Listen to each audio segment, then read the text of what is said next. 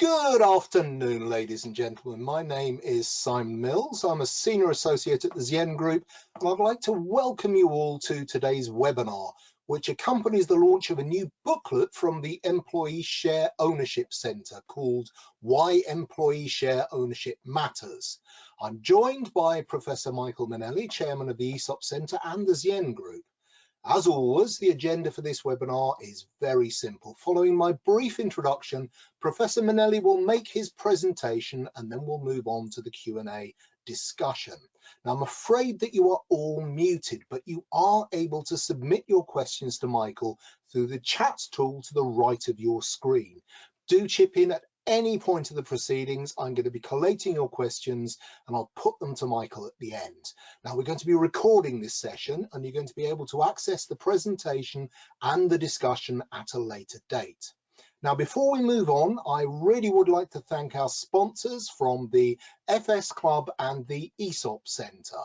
The FS Club is the premier global executive knowledge network for technology and finance, where members and their guests can meet over a glass of wine to debate key issues which impact on financial services, technology and society. It's very much like a 21st century version of the city's 17th century coffee houses.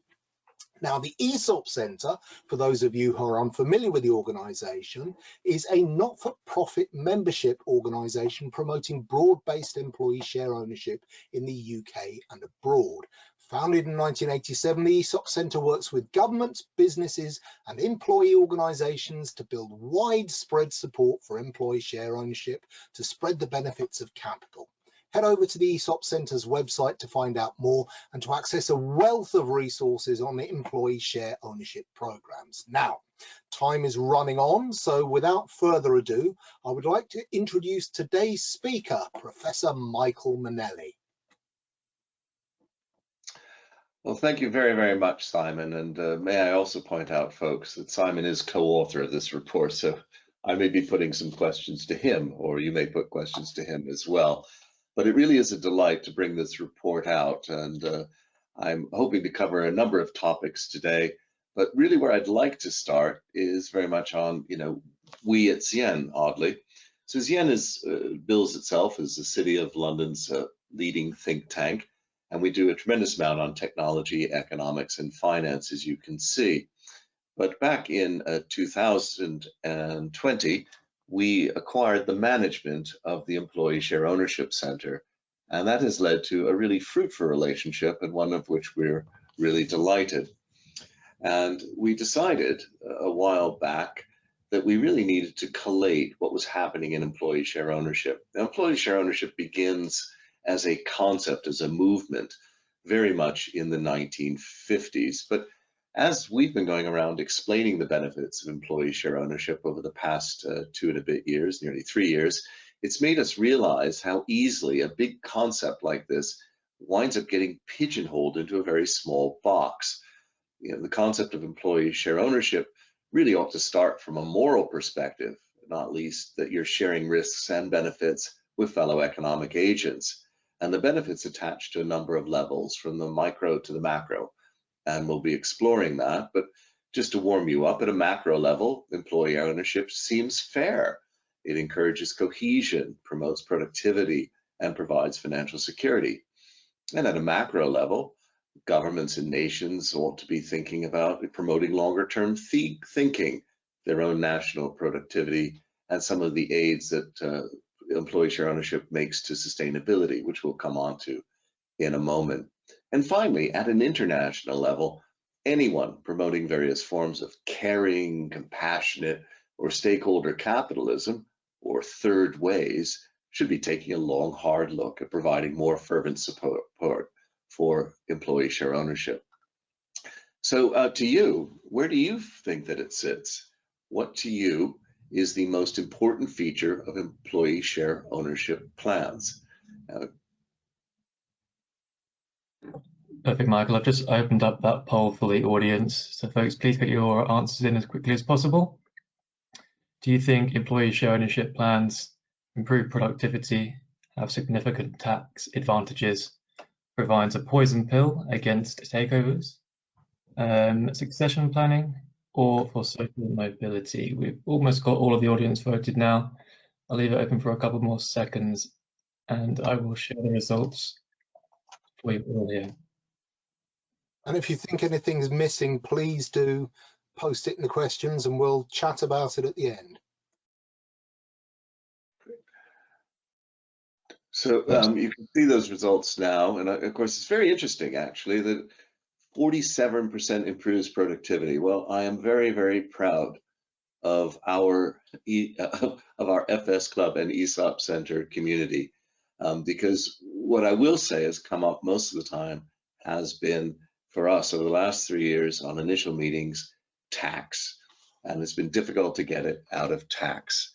Well, can we move back to the main slide deck again, and we'll just show that. So sorry, Simon, are you seeing the main slide? Are you seeing the content slide there? Seeing the content slide at the moment, Michael. Oh, thank you very much. Just confirming that. Right. So too often, as I say, the pigeonhole does become tax. Employee share ownership is a good thing to promote, even if you don't believe that tax is a necessary promotional tool.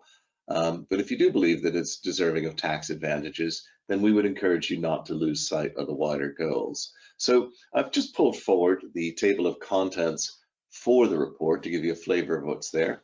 And we look within the report in some detail at how employee share ownership benefits society by expanding frontiers, by changing systems, by helping to improve productivity, service delivery as we call it, and the communitarian aspects of it. And then we move on to 4 areas in public policy: education, taxation, legislation, and research, where things can help. But let's go back to the beginning for a moment. What is employee share ownership? Well, again, this often gets lost in the mess. They come in many flavors, but basically it's a mechanism that facilitates employees' ownership of a company. Employees are each allocated a quantity of shares which are held for them according to the terms of the plan, and the funds to purchase these shares can come from the employees themselves, contributions from the employer, external loans, and of course some implicit tax advantages can help. An ESOPs benefit employees because they enhance their engagement with how the company is run, and they benefit companies through enhanced employee recruitment and retention and improved economic performance. So you can see that it's a very, very interesting and important area if you're looking at the basic nature of capitalism itself. Now, there are a number of flavors for these. We have things like direct purchase plans, which is probably the most straightforward way of looking at it. Stock options, and stock options are ambiguous in a few ways. Widespread stock options are often a very good way of delivering the widespread inclusion that one is looking for, somewhat qualitatively distinct from the idea of large stock options for senior directors. There are ways of doing things via restricted stock, and of course you can gift shares. You can give shares to your employees over time.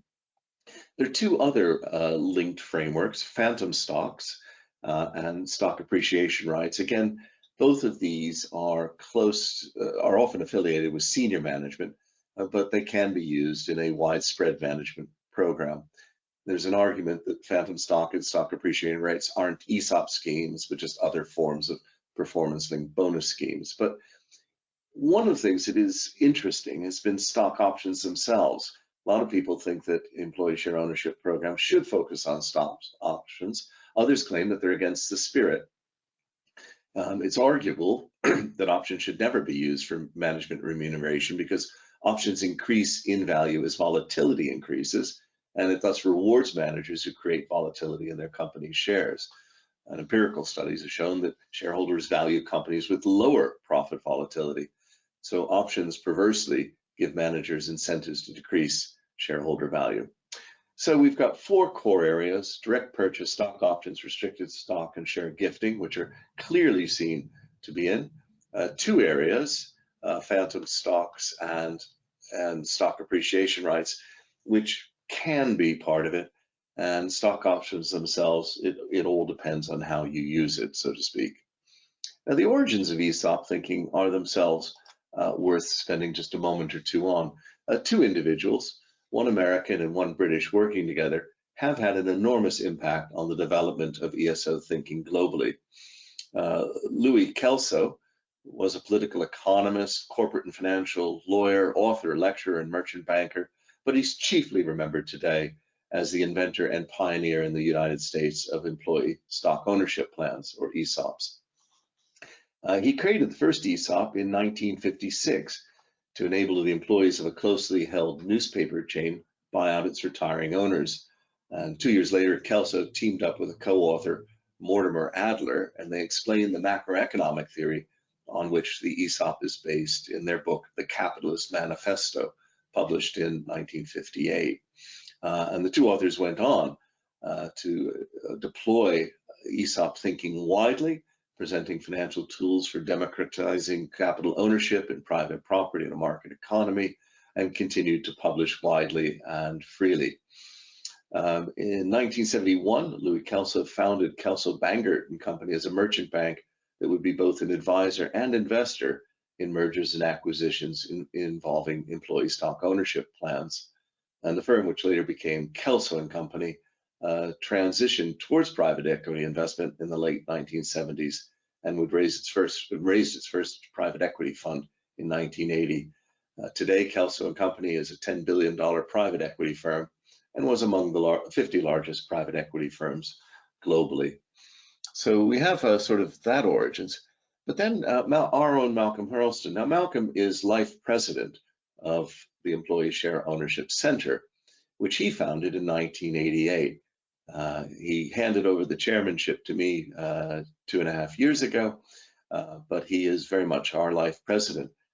Malcolm's quite a famous serial social entrepreneur who brought also credit counseling to the UK. He started his career originally in journalism and then spent 3 years at Magdalen up in Cambridge.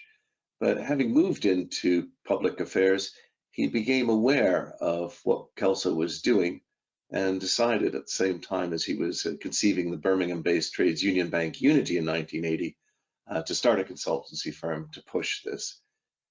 Malcolm is still very active today.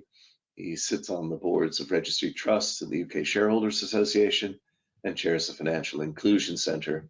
And he recently set up and chairs the charitable CIC Action for Financial Inclusion, and in April 2021 joined the Pension Minister's Midlife MOT Board. And he was recognized for his work in financial services, social mobility and inclusion in the Queen's New Year's Honours List back in 2013 when he was awarded a CBE. So that gives you some flavor of the people behind it. But I thought you might also appreciate a bit of a timeline, and having a look here at the first launch in 1956 by Louis Kelso, Malcolm starting things over here in the United Kingdom in 1986, and all the way on up to Zen inheriting this legacy, a very honorable legacy, back in 2020. So why this booklet? Well, you'd say, here's an old program that's been going, but actually we felt that we really did need to refresh the message. In dealing with policymakers, one of the biggest problems that we have faced has been that the tax messaging does obscure the other benefits. So as I go and talk to ministers, say, for example, in BEIS, the economic side, the first thing they say is, well, this is all for Treasury. It's actually an HM Treasury thing because it has to do with tax. Secondly, the world is changing, and the ESOP Center has been changing with it, and in fact trying to change slightly ahead of it. There are a lot of new issues here about the nature of work, which have been, if nothing else, highlighted by the pandemic, particularly the concepts of working from home. Now with people working from home internationally and overseas, we have the gig economy, and I'll come on to some of that at the end, where we're heading in research. I think it's important as well that ESOPs, given the opening that we spoke about, that this is all about inclusiveness. I tend to say a market economy, others would say caring capitalism, but however you phrase it, it needs to have a mainstream society message. And equally, the ESOP Center is not about Britain, nor is it about America. This is an international message. And so the booklet does emphasize that. And thus we start really by focusing on, if the world sat down 7 years ago and worked out 17 areas that it saw as what we as society needed to address over time, i.e. The Sustainable Development Goals, where does the employee share ownership initiative fit within that? Well, to us, it appeared fairly clear that it tied very strongly with SDG 10, reduce inequality within and among countries. It's an inequality reducing element. However, that itself has some problems. When you think about it, well, it reduces inequality, but it also increases productivity. It's also communitarian. And what we found, and we'll come on to that later as well, is that in fact, employee share ownership as a thinking process ought to be part of quite a number of the SDGs.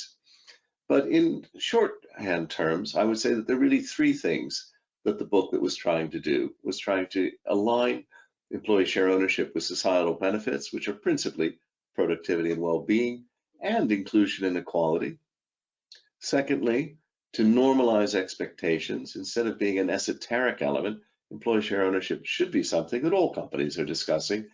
Whether it is or isn't appropriate to them is another question. But we have found in practice that when companies engage and think, virtually all companies find that employee share ownership is relevant to them. And to make this sort of a common social expectation, one would hope that in job interviews, people would put themselves forward and say, well, it's great. I've heard all about the benefits I'll get in salary. I've heard about the dental program. I've heard about my pension. What is your approach to employee share ownership, and how does that affect me? So to normalize these expectations. And finally, to look at simplifying the way in which employee share ownership is presented, and to focus therefore on the employee, looking at some of the issues that the employees face, particularly in lifetime earnings, things as we've seen people move to shorter and shorter times with companies. The shares become more and more complicated, and we can touch on that in the Q&A, but also to make this a bit borderless. Again, instead of starting from first principles, people tend to say things like, well, here in the UK, we have employee ownership trusts, or over in America, we have CIS programs. And broadly, to make sure that people are starting from the internationally universal principles and then moving to the specifics, rather than starting with the specifics and moving to the internationals. Now, a number of people have asked, and I think quite rightly, what are employee-owned companies? Well, this is an interesting question, to be honest. The way in which it's typically classified is that it's by the degree of staff influence on the management of the company. In larger and larger multinational organizations, it though tends to be not so much the influence on the management of the company as the inclusion of the employees.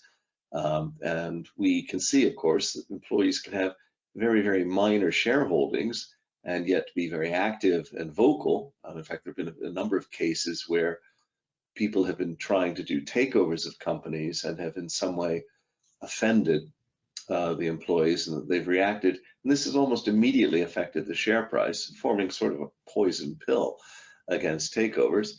And in other cases, we've seen that employee share ownership schemes look great on paper, but in practice, the employees can be sidelined.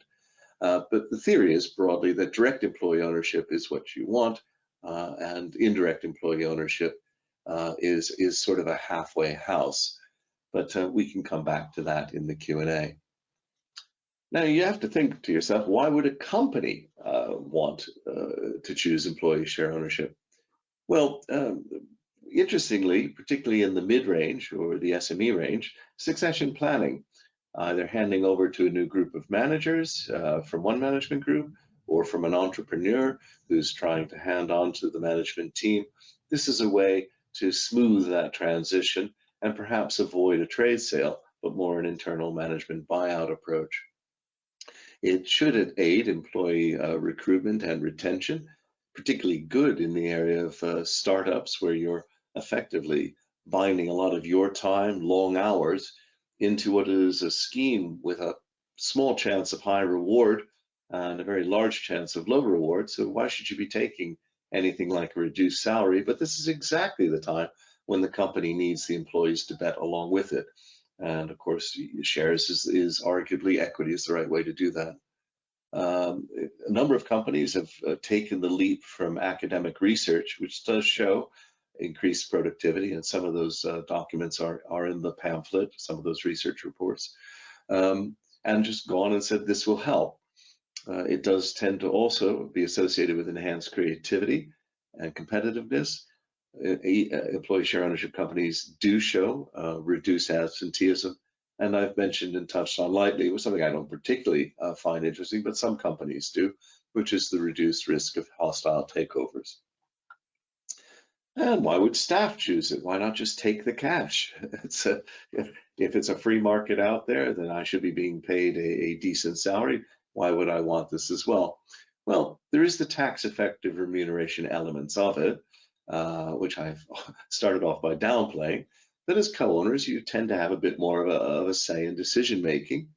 And it is again proven through research that ESOP companies, as a result, I think, of the involvement of the employees and the care for the employees, have better health and safety, training and working conditions. And intriguingly, again, research shows enhanced accountability of senior management. There tends to be less of a Gini coefficient within the company, that is an inequality coefficient in companies that have ESOP schemes. So I said that we touched on 4 large areas of how employee share ownership benefits society.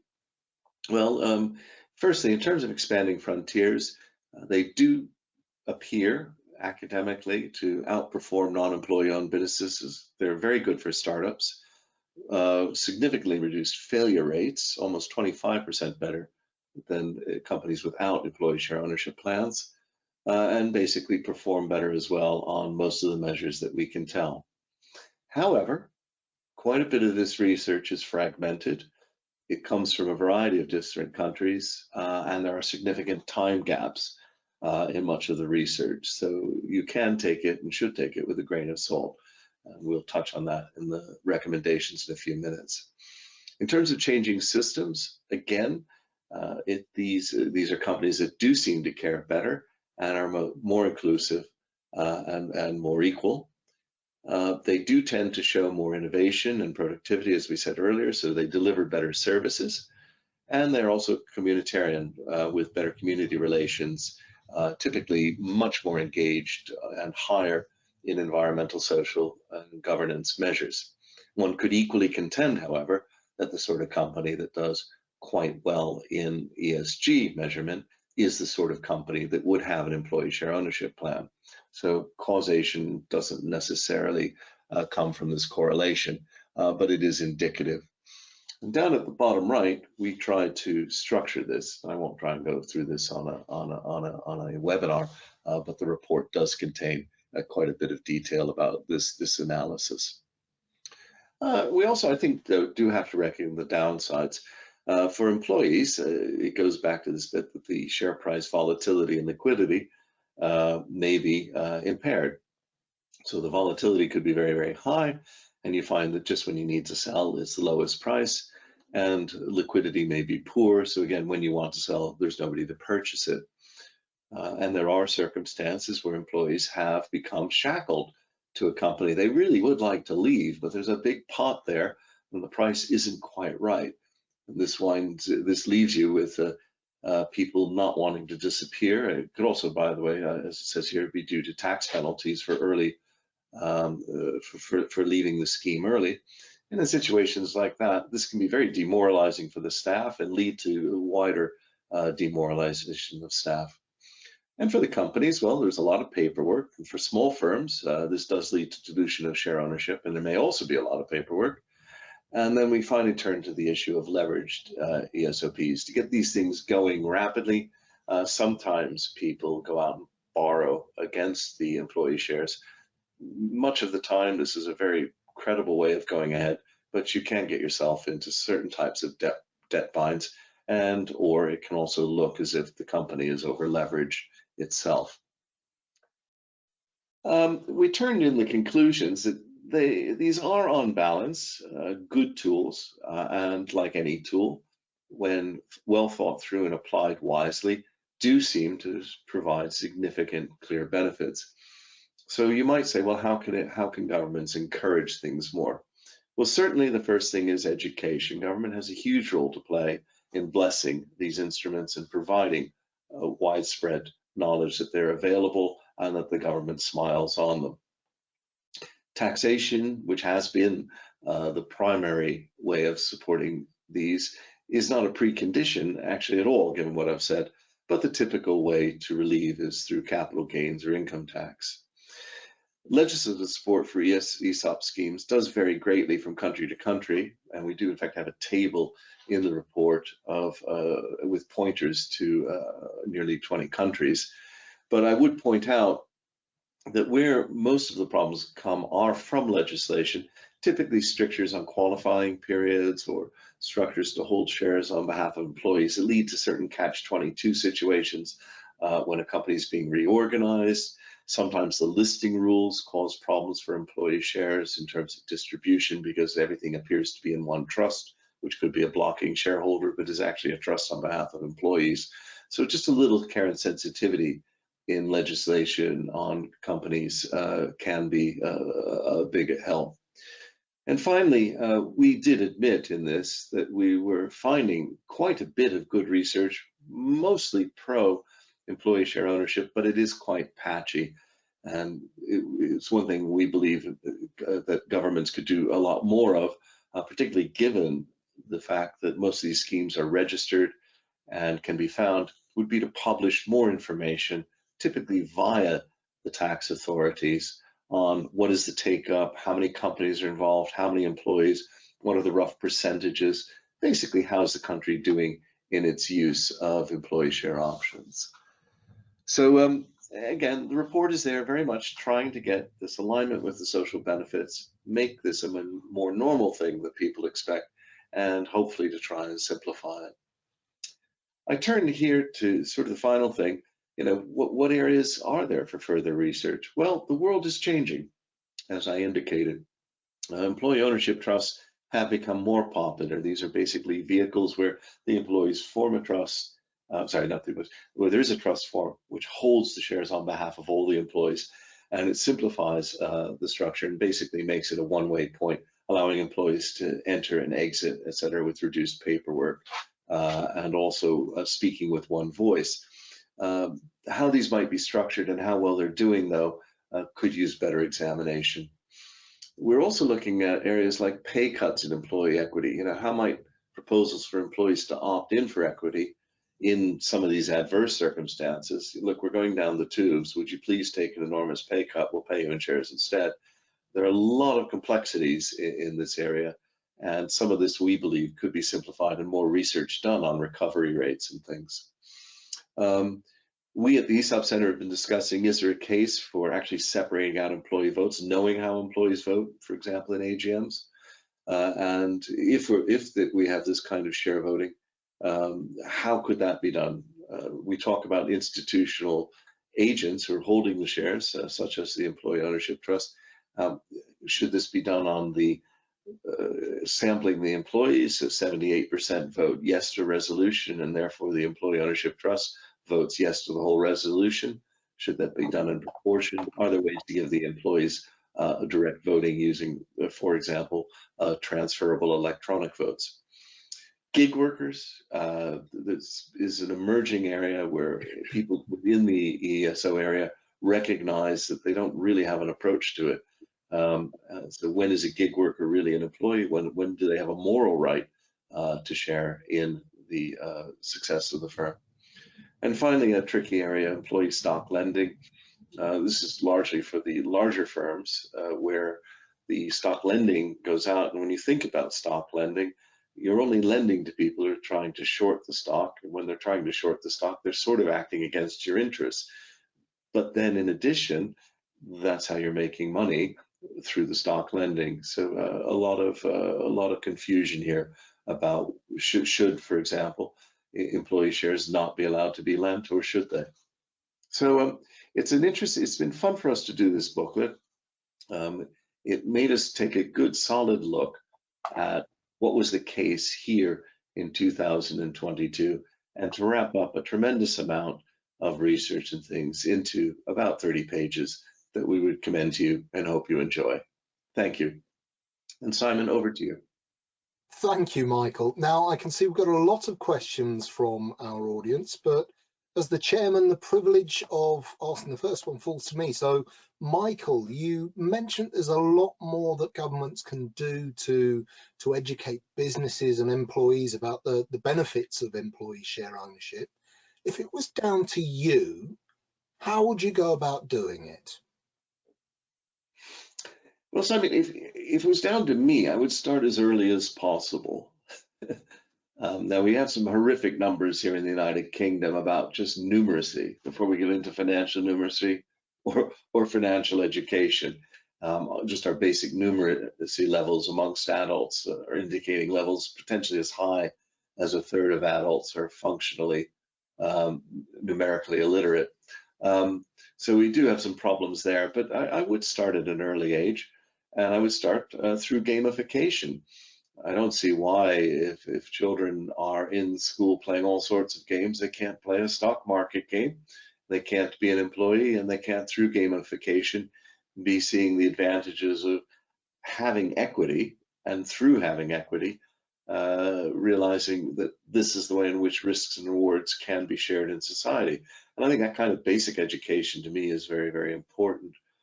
I mean, when you look at things, for example, like Monopoly, Monopoly is a great game, and I know that many of us are addicted to it and love it dearly. But truthfully, it could use a lot more structure on how are the companies put together, what are the voting rights, who has them, and I think again with electronic means we could be running a number of programs doing that.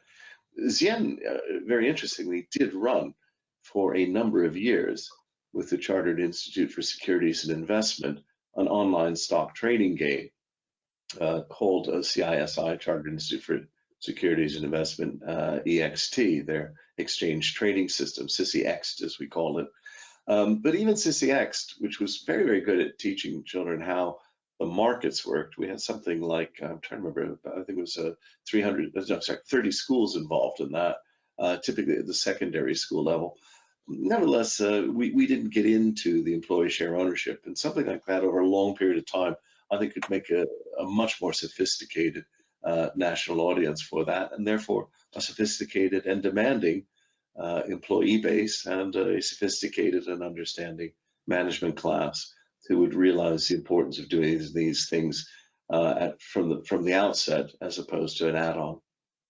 Now, Michael, I know that education, it could be the subject of an entire separate webinar, but I do feel that there is scope to look at the apprenticeship scheme in the UK, because with modern apprenticeship schemes, if you could tie that into Esop schemes, it would really drive young people to actually look at apprenticeships as an alternative to university in forging their careers. And I think you could put Esops on a very firm footing as well. Yeah, very good. Now we've got an interesting question here, which is picking up on your point about the debt that firms can get into when they are setting up ESOP schemes. So what do you think the best financial products are for organizations that are looking to leverage employee ownership schemes? So, Sam, what do I think are the best? What do you think the best financial products are for firms who are seeking to leverage employee ownership schemes? Well, personally, I am biased against leveraging up in any near-term situation. I believe that we need to start them up. And I don't think there's a particular product in mind. Effectively, you're just getting a loan to accelerate development of the scheme. for me, one has to look at any leveraging situation as potentially unstable. That's what it's about. You're increasing your risk to increase your reward. We at CN set up our employee schemes, not using any of the government programs. We just did a straightforward employee ownership trust. We split it between capital and income, but that's another story. We found that we could get the employees to come into the scheme at such a rate that the scheme itself was self-sustaining from the beginning. But then we were dealing with a whole bunch of founders who were committed to it. It becomes, I think, a little bit difficult. There's almost a little valley of death in these situations where you can get it going, and then you get to this sort of valley of death where the company is really, particularly in its startup phase, trying to move, and it's trying to get the employees not to take cash and to take shares instead. And the employees are saying, well, actually, a little bit of cash is a good thing. But if you really want me to take shares, I will, but at quite punitive rates. And so it's that one period where it does seem as if the company is slightly down or in a less advantageous position negotiating than the employees. It's an interesting problem there, and that kind of valley of death environment is, again, potentially an argument for some type of smoothing mechanism, which might be proved by government, almost government providing some of the loans and taking it back later to get it going. But I'm always a bit leery of government intervention when it's not needed. Following on from that point, is there a problem with companies which are listed on a stock exchange? Now, the questioner gives the specific example of NFC, which lost its unique status once it became a listed company. Yeah, I'm not very familiar with with NFC, except what I've read in the press. So I have no inside knowledge of what was going on. But yes, there's definitely a danger when companies get listed on a stock exchange. Some of these schemes begin to have a lot of difficulty. There's a lot of declarations. You can, believe it or not, find yourself triggering certain listing problems. Notifications of if there's a hostile takeover, things can get really quite strange with, for example, employees going against the management by selling out. I mean, there are all sorts of things that can happen in the great soap opera of the capital markets. And I think for most of the larger companies, though, it's not been a bad thing. It's worked out broadly quite well. And we have, of course, seen one of the more intriguing areas has been these enormous pan-national systems. So a large multinational finds itself often in quite a tough spot where each individual country has different rules and regulations and tax advantages. You may have an employee ownership trust that isn't able to take advantage of them in some jurisdictions and can in others. But then you get into the next level problem, which is, well, hang on a minute. I'm a manager in France. Simon is a manager in Colombia. We're both paid the same amount, but Simon gets much more out of the employee ownership trust than I do because of the way taxes work here or there. So anyway, I leave it at that. But yes, I think Stuart's absolutely correct that there are, in fact, some problems when you start to list on an exchange. Now, there is an interesting question here again on risk. So employees who are in employee share ownership programs, they could really be putting all their eggs in one basket. Their pay, their pensions, their savings, the lot. So is there any way that this risk can be underwritten for employees? There are a lot of theoretical things, but the short answer is no. However, I think it is right to emphasize the risk of too many eggs in one basket. This has been a particular problem in America with the 401k system there, where effectively an employee is able to save up their money and then they get to invest it, and they invest it in their own firm. Probably one of the biggest examples of that were some of the sob stories, real sob stories that came out of Lehman Brothers, where people had, as the firm went down, their shareholding value went to zero, and they put all of their money that they'd gotten into their 401k back into Lehman Brothers. There is some talk, quite analogous to talk in the pension sector, that one of the solutions to this might be, believe it or not, to have some type of recovery facility, backup facility across companies in a particular industry. This would be similar to what's been done in pensions, where we have these collective defined benefit pensions, and these collective defined, benefit pensions in a number of areas on the continent have grouped together people like all the pharmacists in Germany. We've created I believe in Sweden, Netherlands, and there's a version here in the UK which is a bit watered down, collective defined contribution pensions. So you could imagine a scheme where if your share values went to zero, there was still some kind of insurance, effectively, default insurance that set a minimum price level and was paid out by those who were involved in it, who might all be in the same sector.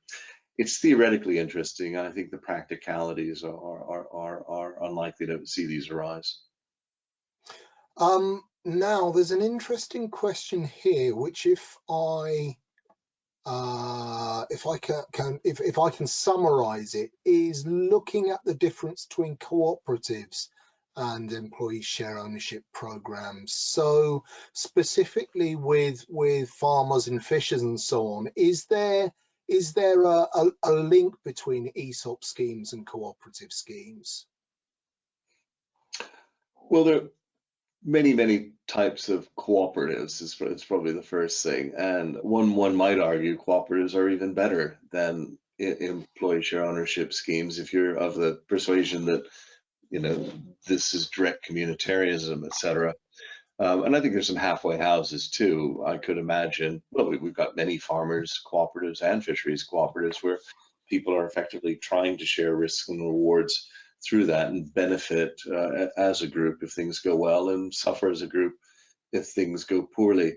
So broadly, I don't think it's the how would one phrase this? I don't think the end of evolution or the end of history is cooperatives, but nor do I think that the end of history is to have a stock owning company with an employee share ownership plan.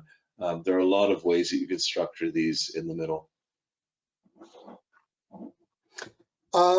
Now, with regards to the issue of employee share ownership trusts, how can they move beyond fiduciary duty and actually look at a more holistic approach to employee well-being?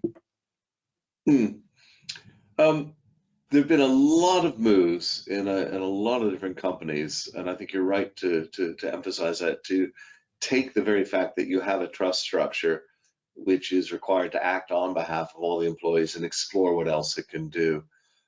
To answer your specific question, I think the first thing, and believe it or not, it's one of the hardest to get right, is actually to figure out what it is the employees really want and to structure it. And I've certainly seen some funny situations where an employee ownership trust is acting in a very avuncular fashion. It's very concerned about the health of the employees. It's very concerned about giving them, say, sports facilities, making sure that they have checkups, checking their diet, helping their children. And actually what the employees really wanted was just as much cash as they could get. And I've seen other situations where more likely, it's more often, where it's been split. Some employees don't really want the extra income, but are very happy to take softing, if I can call it that, of various forms. And I think it's very important to understand, when are you looking out for the employees, right? When are you holding cash back that they should have? Is a very tough one. And when one looks at softing, if you believe in market forces and you believe that the tax system is right, and those are two crazy beliefs, I grant you, you might say, well, wait a minute. These employees, if they really wanted to have a gym, they can go and buy a gym voucher and go to the gym and do it themselves. Why should we be deciding that we got the gym? Oh, well, that's because we can get it on the cheap. Well, why are you getting on the cheap? And you get into a number of loops here which imply, in a way, that market prices aren't right. So I think it's a great area, and I think there are areas where collective purchasing, for example, can work. I think there are a lot of areas where the collective element that an employee ownership trust affords is useful. But I wouldn't say that it should be taking over and trying to turn this into some sort of mini Cadbury village or mini Hershey village for those in America. Fantastic. Now, I'm afraid that time has caught up with us, ladies and gentlemen. I know that some of you have still got questions to ask. Please do contact Professor Manelli to continue this discussion. You can email us and we'll pass your questions on. I also thoroughly recommend heading on over to the Esop Centre website. There is an absolute wealth of resources for organisations who are looking to dip a toe in the water with employee share ownership programs. Now, it just remains for me to thank our sponsors and the Esop Centre once again for making today possible, and of course to you, our audience, for your contributions to today's discussion. Now, I'd also urge you to keep an eye on our forthcoming events page for more webinars, which include lunatics and unstable coins, forging effective regulatory swords and shields. How can UK financial services take advantage of the Chinese market in today's political climate? The launch of the 6th edition of the Smart Centres Index, and the elephant in the room, software risk and digital resilience. You can catch up with these on our website, and you can catch up with all our previous webinars on YouTube or our new Pizzazz TV channel. We do hope we're going to see you again soon. Goodbye. And thank you very much, Simon and Peter, and thank you, the audience. And I would encourage you to read the booklet and share it. Thank you.